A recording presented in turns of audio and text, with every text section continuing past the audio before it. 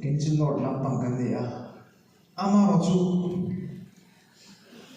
pati ko ay nazara. Ngene ki mani ho pula ko mingo ko din su. Tok mai na su to bang TBCC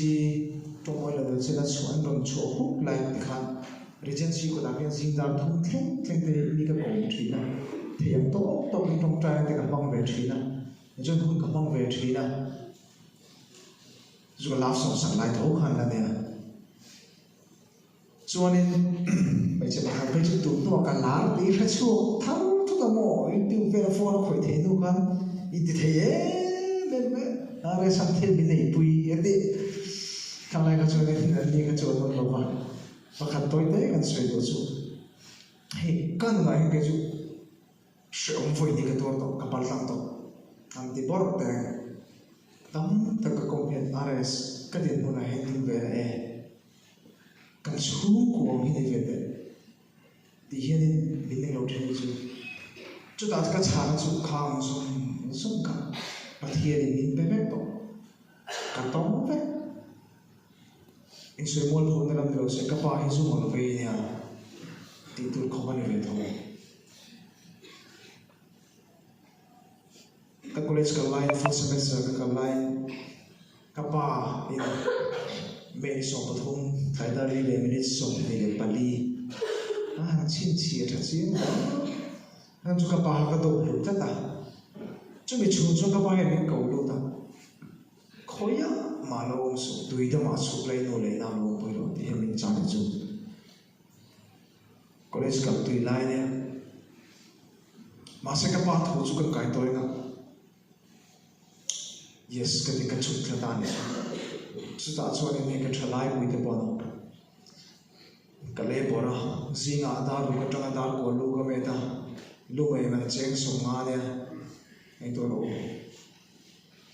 mà sẽ phát hiện ra buổi nan khác lại khăn bike car scooty cái này kim phép mà cái u nào để buổi sáng mà cái bộ buổi sáng đó mà sẽ call chú về về đấy tiếng cho nên sống tắm tại cái lỗ bẩn thế nào sumo ka service do ka kusong pariat ka tin sumo ka service do ti khop cho nên thi ka lo pal tar ne to ne chu ei zo ve chu te ka she ve na ti ge delivery boy ka fa ti kana bo ve la so zong tra ka zo chi haya ka lai ase ve ma pathia lo na ka fi ga lo tụi nó xung quanh thổ chốt về ta làm đó chứ vậy cái tiền đâu cái nào suy nghĩ cả là nuôi ngao thì cái lo này uyum về xin cần làm mấy chuyện mà sẽ chúng ta cho cái này làm là cho làm ba hẹn xong hẹn cái nào bị đấy chỉ đâu thôi không về hẹn bị đấy chỉ đâu nắm mãi cái phone cái đạo ấy mà cho hẹn bị đấy chỉ đâu nắm mãi không về thì cái đạo ấy mà cho bị đấy chỉ đâu siêu vàng soi cái là nó thấy mình lạc sòng này mình sống đó mía lâu bữa này cái duyên chứ thì hiện về làm mình chứ hiện soi in rồi ba tất cái gì đấy này ba tất cái trên cái chỗ đó ba thiên là bế xe đi ra nó trồng trái thì không nhỉ mà xem mà nó thì về chỉ đủ lần ba mình sống đó nó mía nó buồn là cái chuyện gì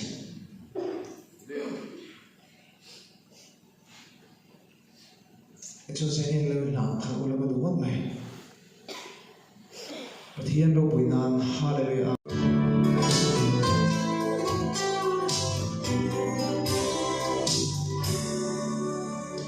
cái ơi